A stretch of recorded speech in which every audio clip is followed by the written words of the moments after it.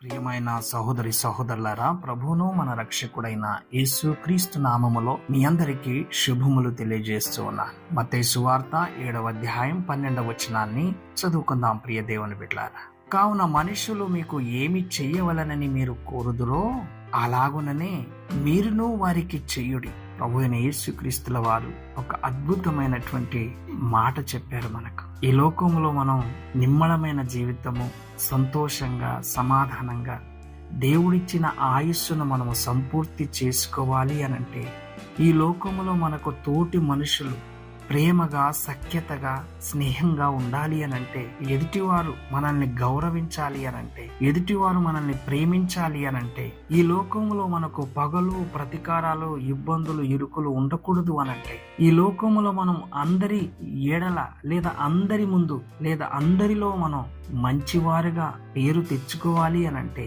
ప్రభు అయిన యేసుక్రీస్తుల వారు చెప్పినటువంటి మాట మన జీవితంలో ఉండాలి.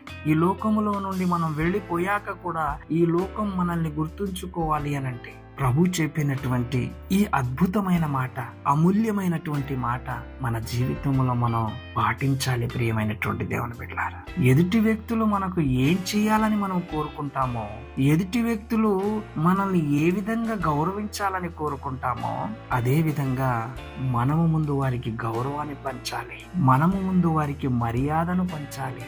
నువ్వు ఎదుటి వ్యక్తి యొద్ద ఏది ఆశిస్తావో ముందు నీవు వారికి అది చెయ్యాలి. ప్రియ దేవుని బిడ్డలారా, ఒక రాజు మంత్రి గారు వేటకెళ్లారట. ఏట అయిపోయాక తిరుగు ప్రయాణములో వస్తూ ఉన్నప్పుడు మార్గ మధ్యములో ఒక ఊరు కనబడింది. ఆ ఊరును చూసినటువంటి రాజుగారికి ఒక అద్భుతమైనటువంటి కోరిక వచ్చింది.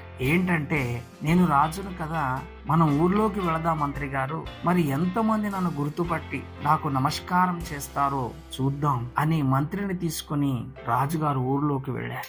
రాజుగారు చాలా ఊహించారు. ఎందుకంటే, నేను రాజుని, ఊరిలోకి వెళ్ళాక అందరూ నన్ను చూసి గౌరవిస్తారు, పండుగ చేసుకుంటారు, అద్భుతంగా సన్మానం చేస్తారు అని ఊహించారు ఆయన. కానీ జరిగింది ఏంటో తెలుసా? అక్కడ ఒక దుఃఖకరమైనటువంటి పరిస్థితి ఆయనకు ఎదురైంది. ఆయనను ఎవరు గుర్తుపట్ల. అది ఆయనకు బాధిస్తా ఉంది. పక్కనున్న మంత్రి గారికేమో అందరూ చిరునవ్వు నవ్వుతూ మాట్లాడుతూ ఉన్నారు. ఈ దృశ్యం చూసినటువంటి రాజు మహాకోపోద్రికుడైపోయాడు. కానీ ఆ కోపాన్ని ఆ జనుల ముందు ప్రదర్శించలేడు కదా.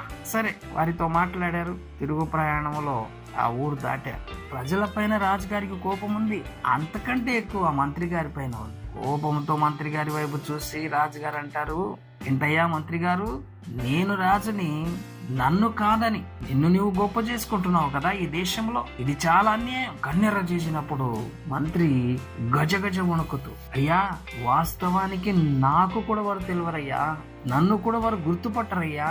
నేను ఊర్లోకి ఎంటర్ అవ్వగానే ఎదురుగా వస్తున్నటువంటి జనాలకి నేను చిరునవ్వుతో పలకరించాను కనుక వారు చిరునవ్వుతో నన్ను పలకరించారంతే, అంతే తప్ప వారికి నేను పరిచయమే లేను, వారు నాకు పరిచయం లేదు అని చెప్పినప్పుడు రాజుగారు తన లోపాన్ని తెలుసుకున్నారు.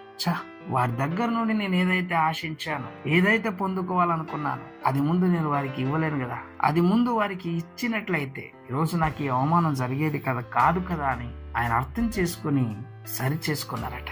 కనుక దేవుని బిడ్డలారా, చూడండి, మనకు హోదాలు ఉండొచ్చు, మనం బోధకులమై ఉండొచ్చు, ధనవంతులుగా ఉండొచ్చు, లేదా పెద్ద పెద్ద గొప్ప ఉద్యోగాలు చేస్తుండొచ్చు, అధికారం ఉండొచ్చు. అవన్నీ కూడా మనం ఉన్నాయని గర్వముతో మనం ప్రజల మధ్య మెలిగినట్లయితే మనకు అవమానమే తప్ప గౌరవం రాదు. మనం ఏదైతే కోరుతామో ఎదుటి వ్యక్తుల దగ్గర, అది మనం ముందు వారికి ఇవ్వాలి. కుటుంబాల్లో కూడా భార్య భర్తల మధ్య భర్త గనక సంపాదిస్తున్నాడంటే భర్త ఆ ఇంట్లో భార్యను అవమానపరుస్తూ ఉంటాడు. నువ్వు సంపాదిస్తే ఆమె ఇంట్లో పని చేసి నీకు అన్ని రకాలుగా సహాయం చేస్తావు. దేవుడు కూడా నీకు ఆమెను సహాయకురాలుగానే ఇచ్చాడు. సహాయం ఎవరు చేస్తారు? గొప్పవారే చేస్తారు. కనుక భర్త అనుకోవచ్చు, నా భార్య ఎందుకు పనికిరాదని, కానీ దేవుని దృష్టిలో నీకు ఇచ్చినటువంటి భార్య ఆమె చాలా గొప్పది, నీకు సహాయం చేస్తా ఉంది. నువ్వు ఆమెకు చిరునవ్వుతో పలకరిస్తే ఆమె నిన్ను చిరునవ్వుతో నీకు సేవ చేస్తుంది.